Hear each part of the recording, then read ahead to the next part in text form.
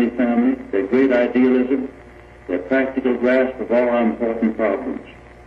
And so without further delay, I want to give you my friend, that great United States Senator, Edward Kennedy of Massachusetts.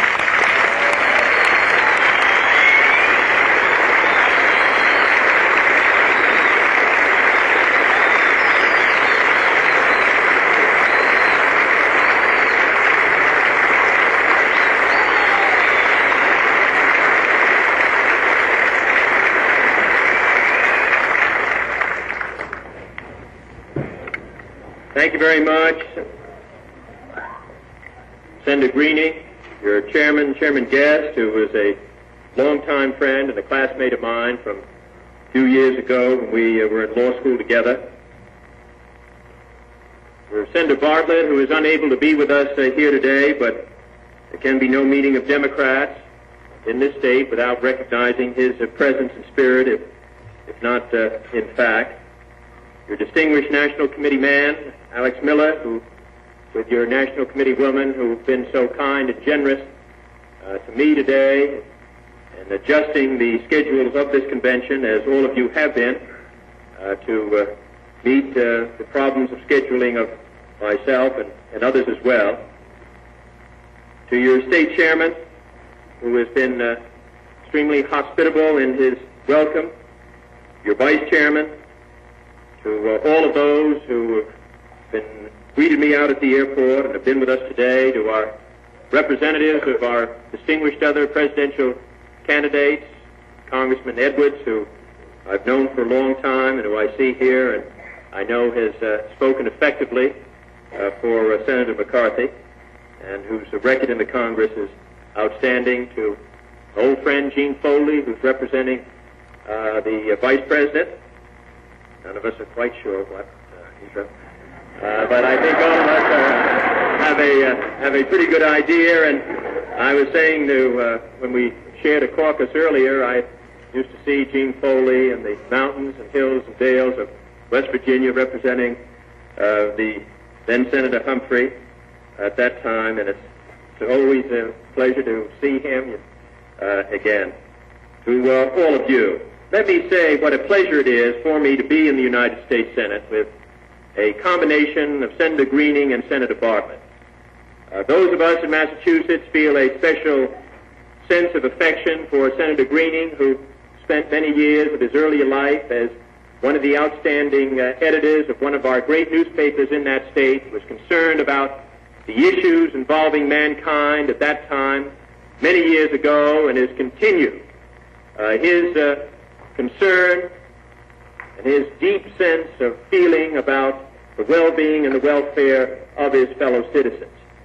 This state is extremely well represented, and I can say what a pleasure it is for me as a senator from a maritime state to be able to be counseled by these two great senators, Senator Greening and Bob Bartlett, who have been interested in the problems of the sea coast, and the problems of ports, who have concerned themselves about conservation, the great salmon breeding grounds of our nation, I think, have made extraordinary contributions not only to their state but to our nation.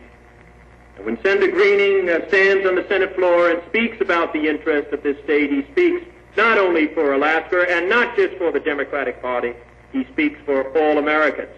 And all Americans listen.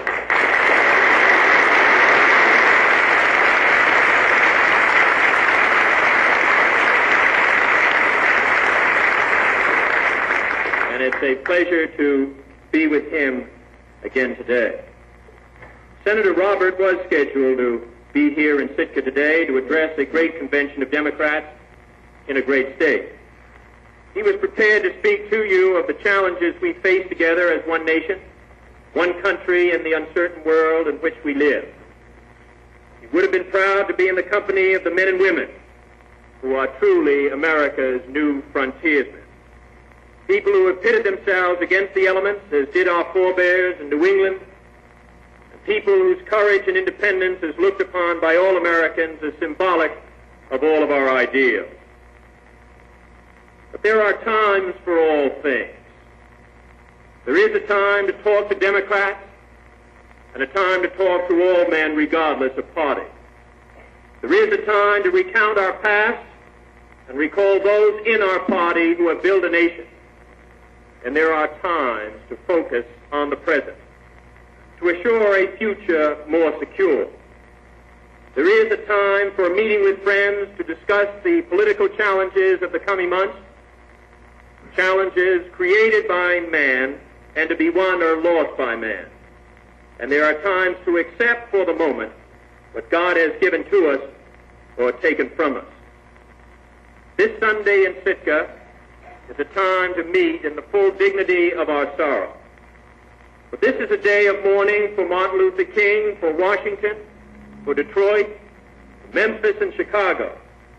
And it should also be a day of mourning in Sitka.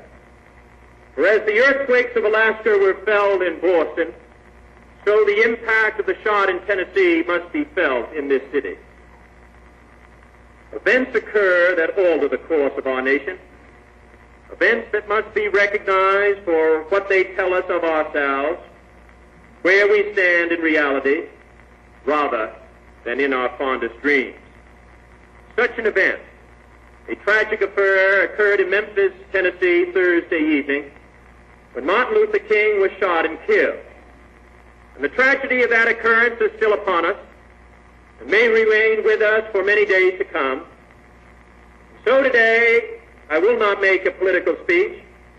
Today I wish to share with you my personal thoughts in a time of sorrow and in a time of fear. As we meet today, we should know that 10,000 federal troops have been stationed in your nation's capital. They surround the White House. They surround Capitol Hill. The people of Washington, D.C. have been ordered off the streets from 4 o'clock in the afternoon until 6:30 in the morning.